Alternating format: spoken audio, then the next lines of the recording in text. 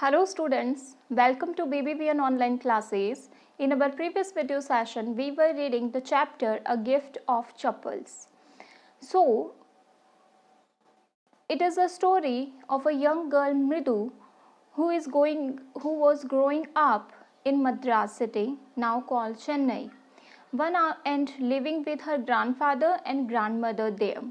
One afternoon, her grandmother takes her to her aunt Rukumani's house to meet her cousin, that is Lalli, Ravi and Meena. So हम बचपन से ये पढ़ते हैं, हमारे parents जो रहते हैं, हमारे आसपास के लोग जो रहते हैं, वो हमें हमेशा ये बताते हैं कि जितने भी एनिमल्स हैं उनके प्रति हमें क्या होना चाहिए, काइंड होना चाहिए, हेल्पफुल होना चाहिए, हमें उनको तंग नहीं करना चाहिए, अगर वो किसी तकलीफ़ में है उनको तो हेल्प आउट करना चाहिए. So that is what the three were doing. Ravi जो है वो किसी तरीके से एक कैट को अपने घर के बाहर की तरफ देखता है और फिर अंदर लेकर आता है. चोरी से उसको मिल्क जो है वो फीड करवाता है और जैसे ही वहाँ पर मृदु आती है तो मृदु को भी वो बैकयार्ड में अपने घर के ले जा कर के उस कैट से मिलवाते हैं और उसके बाद में वो उसको स्टोरी सुनाते हैं कि हमारे घर वाले ये तो चाहते हैं कि हम एनिमल्स के लिए काइंड रहें, लेकिन जब हम ये काम करते हैं इट मीन्स उनके लिए काइंड रहते हैं तो वो क्या करते हैं, वो हम पर गुस्सा करते हैं, स्क्रीम करते हैं. इवन पाती तो यहाँ तक कहती हैं कि वो जो है ममा जो है वो ये कहती है कि अगर हम क्या करेंगे, एनिमल्स को घर पे रखेंगे तो Pati will leave for Paddu Mama's house if she knows we have a cat. अगर हम ये उनको बता देते हैं तो शायद यहाँ से जो अम्मा है, जो पाती है, वो चली जाएगी. So that is why they were hiding the truth from their parents. Rukmini से ये बात छुपाते हैं और पाती से जो है ये बात छुपाते हैं. फिर हम पढ़ रहे थे कि रवि जो है वो मृदु को बताता है कि ये जो कैट है वो किसकी डिसेंडेंट है. Mahendran, this little kitty's name is Mahendran. मृदु वॉज इम्प्रेस्ड. रवि जब उसको बताता है कि इस कैट का नाम क्या है, महेंद्रन है, तो वो बहुत ज़्यादा इम्प्रेस हो जाती है. क्यों हो जाती है? Because it was a real name, not just a cute kitty cat name. हम नॉर्मली लोग क्या करते हैं, जब भी कोई कैट रखते हैं तो उसका नाम किटी रख देते हैं, जो कि एक नॉर्मल सा नाम रहता है, क्यूट सा नाम रहता है. तो वो जब ये बात सुनती है कि उन लोगों ने उसका नाम रखा है जो कि महेंद्रन है, तो वो बहुत ज़्यादा उनसे इम्प्रेस होती है. फिर जो है इसके बाद में इस नाम के पीछे की जो स्टोरी है वो रवि बताता है. Actually his full name is Mahendra Varman Pallava Punai, MP Punai for short if you like. इसका पूरा नाम क्या है, महेंद्र वर्मन पल्लवा पुनाय जो है वो है. MP पुनाय जो है तुम उसको शॉर्ट में कह सकती हो इफ़ यू लाइक, अगर तुम चाहती हो. He is a fine breed of cat. एक कैट की बहुत ही अच्छी नस्ल से बिलोंग करता है ये cat. Just look at his fur. एक बार इसके फर की तरफ तो देखो. लाइक अ लायंस मैन, जिस तरीके से लायन की गर्दन पर एक बहुत ही अच्छे और सॉफ्ट फर होते हैं, उसी तरीके के इसके भी फर हैं. And you know what the emblem of the ancient Pallava king was, don't you? He looked expectantly at Mridu. फिर वो कहते हैं कि तुम्हें तो पल्लव किंग के जो पूर्वज रहे हैं, जो एंशियंट्स रहे हैं, उनके बारे में तो पता ही होगा. अरे डोंट यू, तुम्हें नहीं पता? फिर वो बहुत ही एक्सपेक्टेशंस के साथ में मृदु की तरफ देखता है और सोचता है कि इसे पल्लवास के बारे में पता होगा, जो एक पूरी की पूरी डायनेस्टी रही है साउथ साइड में. मृदु गिगल्ड. मृदु जो है वो इस बात पर थोड़ा सा हंसती है. Think I am joking. तुम्हें ये लगता है कि मैं यहाँ पर कोई मजाक कर रहा हूँ? Well just wait. ठीक है तो रुको. I will show you something. मैं तुम्हें कुछ दिखाना चाहता हूँ. It's clear you don't know a thing about history. क्योंकि ये चीज़ तो क्लियर हो चुकी है कि तुम्हें हिस्ट्री के बारे में कुछ भी नहीं पता है. Haven't been to Mahabalipuram. कभी तुम महाबलीपुरम नहीं गई? Our class went to sorry have you. कभी गई हो? फिर वो पहले पूछता है कि नहीं गई, फिर पूछता है कि गई हो. He said mysteriously. बहुत ही रहस्य के साथ में कहता है, क्योंकि उसे खुद पता नहीं कि मृदु गई है या नहीं गई है. Well When our class went to Mahabalipuram, I saw a statue of his थातास etc etc etc. तो वो कहता है कि जब हम अपनी क्लास के साथ में महाबलीपुरम गए थे तो जो किंग था उसके ग्रैंडफादर और भी कई पुराने ग्रैंडफादर के वहाँ पर स्टैचूज हमने देखे. Fact is Mahendran here is descendant from that very same ancient cat. Ancient यानी वंशज, कैट यानी उस बिल्ली की. तो ये जो महेंद्रन है, फैक्ट बात ये है, तथ्य की बात ये है कि ये उसी एंशियंट कैट की वंशज है. अ क्लोज रिलेटिव, एक बहुत ही पास का रिलेशनशिप है इनका. साइंटिफिकली स्पीकिंग, और वैज्ञानिक तौर पर अगर मैं कहूँ, of none other than the lion, तो ये किसकी हो गई? लायन जो थे उनकी प्रजाति से बिलोंग करने वाली हो गई. द पल्लवास लायन, पल्लव वंश के जो लायन थे उस टाइम के. एम्बेल्म ऑफ द पल्लवा डायनेस्टी, जो कि पल्लव डायनेस्टी के सिंबल थे. यानी कि पल्लव डायनेस्टी में अगर किसी एनिमल को एज अ सिंबल प्रेजेंट किया गया था तो वो लायन को किया गया था. और ये जो कैट है वो उसी लायन की एक क्या है, डिसेंडेंट है. The Ravi went on walking round the beetle bush. Ravi जो है वो ये सारी बातें उस कैट के आसपास में घूमते हुए कहता है. Waving a twig up and down, his eyes sparkling. Sparkling का मतलब होता है चमक और twig का मतलब होता है छड़ी और wave का मतलब होता है लहराते हुए. और उसके हाथ में एक छड़ी है जिसको वो कभी ऊपर और कभी नीचे करता है. और इस टाइम पर उसकी आंखों में जो क्लियर स्पार्कल है, जो एक शाइन है, चमक है, वो हम देख सकते हैं. This cat is a descendant of none other than the Mahabalipuram Rishi cat. ये जो कैट है वो किसी और की डिसेंडेंट नहीं बल्कि जो ऋषि कैट है महाबलीपुरम की उसकी ही एक वंशज है. And if I may just remind you, और मैं तुम्हें ये बात रिमाइंड करवाना चाहता हूँ, they worship cats in ancient Egypt. वो लोग जो हैं वर्शिप करते थे. वर्शिप मतलब पूजा करना, गॉडेस के रूप में कैट्स को एंशियंट यानी पुराने और इजिप्ट यानी मिस्र में. तो एंशियंट इजिप्शियंस जो लोग थे वो कैट की वर्शिप करते थे, उनकी पूजा करते थे. How he loved the sound of his own voice. Meena and Mridu exchange looked. How he loved, उसे कितना पसंद आ रहा था. The sound of his own voice, अपनी खुद के साउंड जो थी वॉइस की वो. मीना एंड मृदु जो हैं वो एक दूसरे की तरफ लुक देती हैं, यानी कि ग्लैंस जो हैं वो एक्सचेंज करती हैं कि चल क्या रहा है. What does that have to do with anything? मृदु डिमांडेड. डिमांडेड का मतलब आस्क्ड. तो मृदु कहती है कि यहाँ पर जो कुछ भी घटित हो रहा है उसका इस कैट से क्या लेना देना और महाबलीपुरम का यहाँ से क्या लेना देना. वो बेचारी बहुत ज़्यादा हिस्ट्री की वजह से उलझ जाती है. हाँ, I am telling you, this cat is descendant from the Egyptian cat god. No, god it is. Bastard. Yeah, that's it. फिर रवि जो है वो फिर सो ऑन कहता जाता है कि मैं तो बता रहा हूँ तुम्हें कि ये जो कैट है वो एक वंशज है. इजिप्शियन कैट गॉड जो थी, ना एक्चुअली जो गॉडेस थी इजिप्शियन कैट गॉडेस उसकी बेस्टैड जिसका नाम है, हाँ ये उसी की एक वंशज है. तो मृदु इस पर कहती है सो, इसका मतलब तो क्या हुआ. Well, one of the descendants of that cat goddesses was a stowaway in one of the Pallava ships.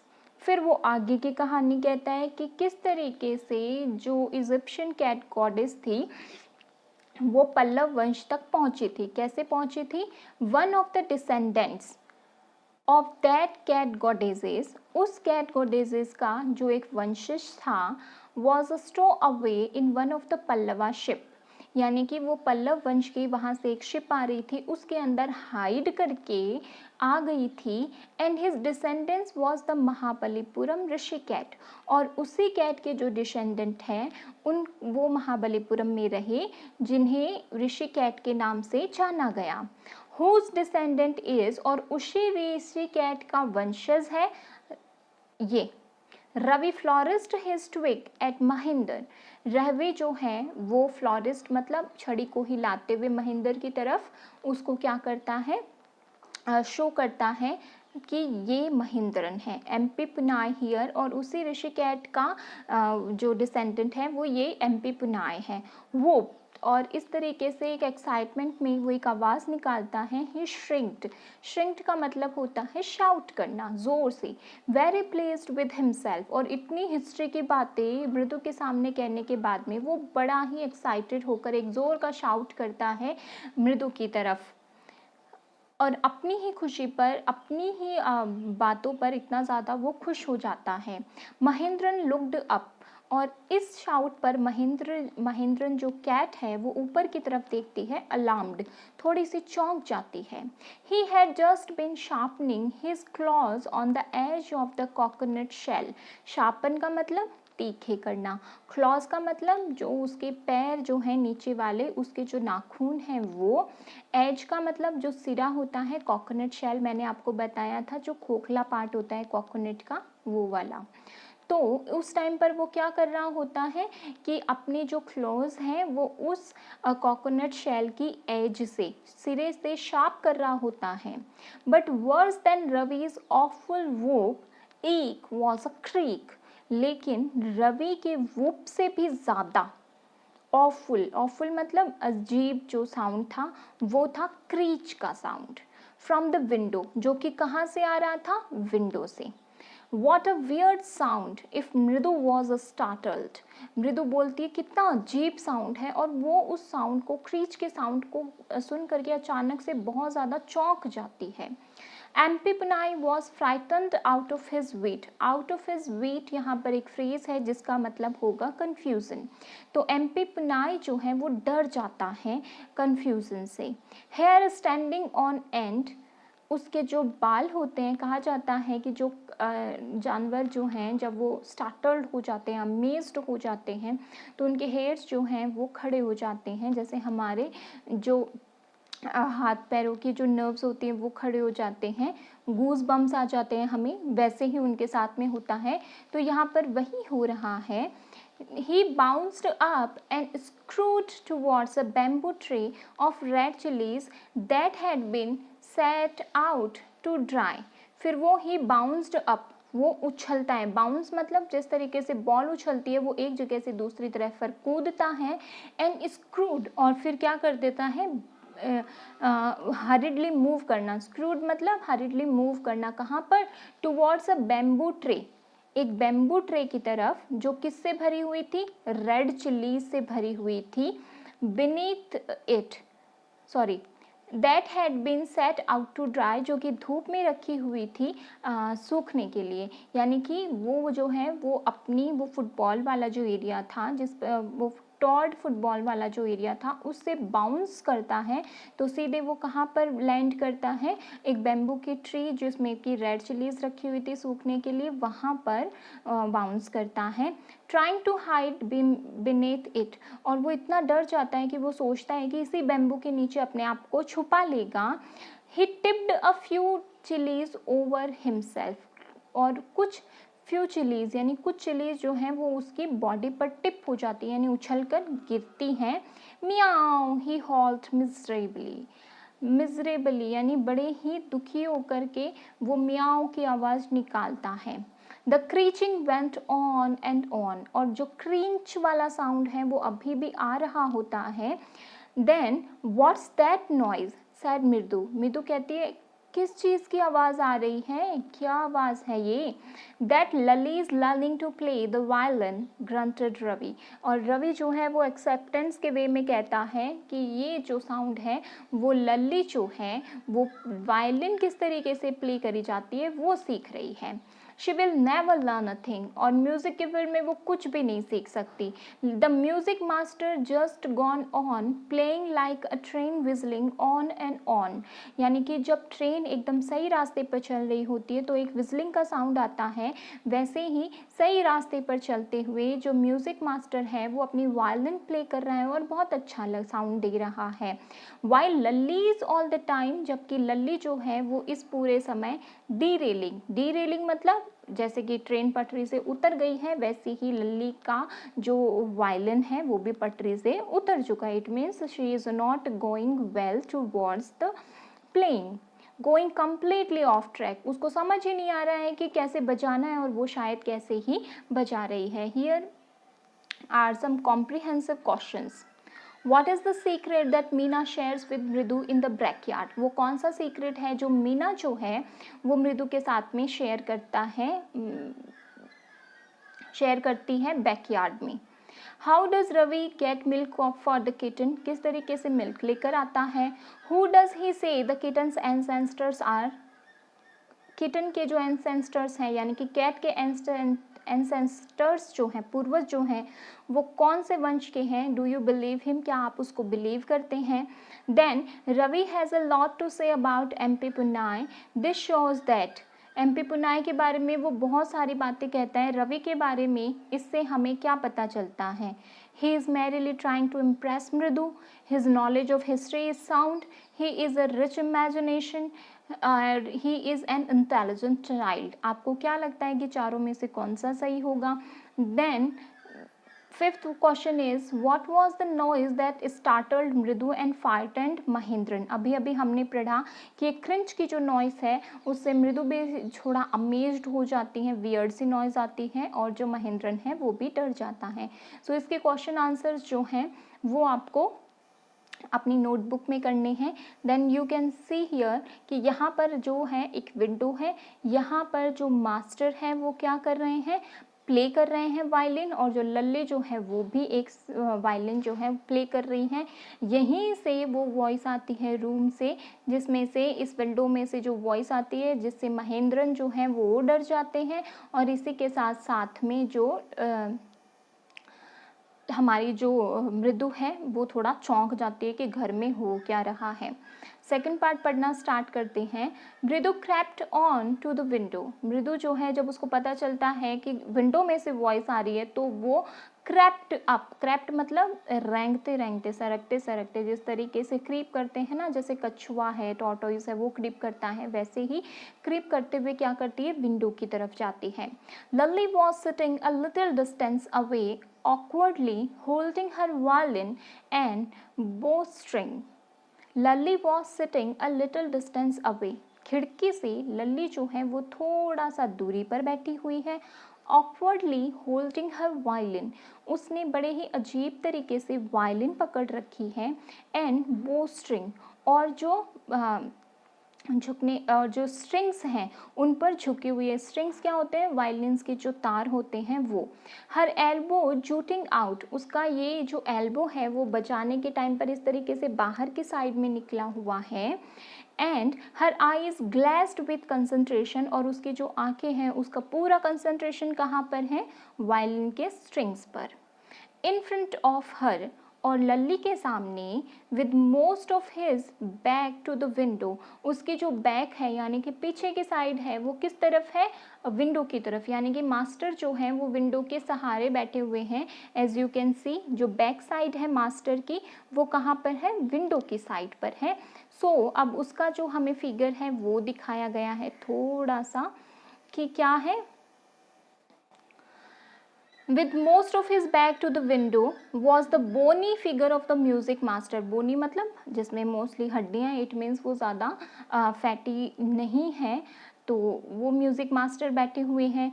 He had a mostly bald head with a fringe of oiled black hair falling around his ears and an old fashion tuft.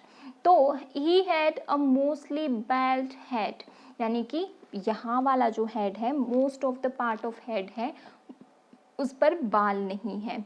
With a fringe of oiled black hair, और fringe मतलब उसके जो curly से जो बाल हैं उसमें oil किया गया है जो ब्लैक कलर के हैं।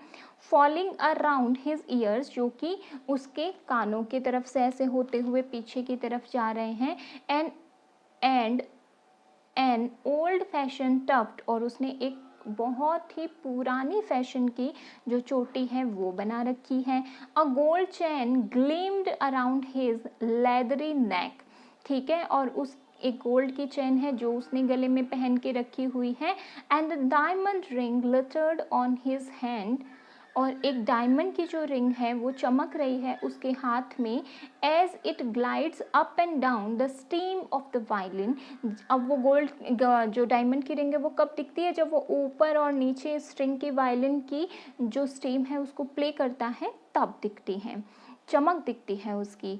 A large foot stuck out from beneath his gold bordered veshti edge, यानी कि उसने जो वैस्ती पहन रखी है, जो धोती पहन रखी है, उससे एक बड़ा सा पैर जो है वो उस धोती से बाहर की तरफ आ रहा है। ठीक है। And he was beating time on the floor with the scrawny big toe. और उसका स्क्रॉनी हमने पहले भी पढ़ा, थिन कलर का। और वो क्या कर रहा है, ही was beating time on the floor. वो क्या कर रहा है, पैर से, जिस तरीके से हमें म्यूज़िक का साउंड आता है तो हम अपने पैरों को चलाने लग जाते हैं, बीट देते हैं, उसी तरीके से वो भी बीट दे रहा है अपने थिन से बिग टोज के through. He played a few notes, और फिर वो वायलिन पर कुछ नोट्स बजाता है।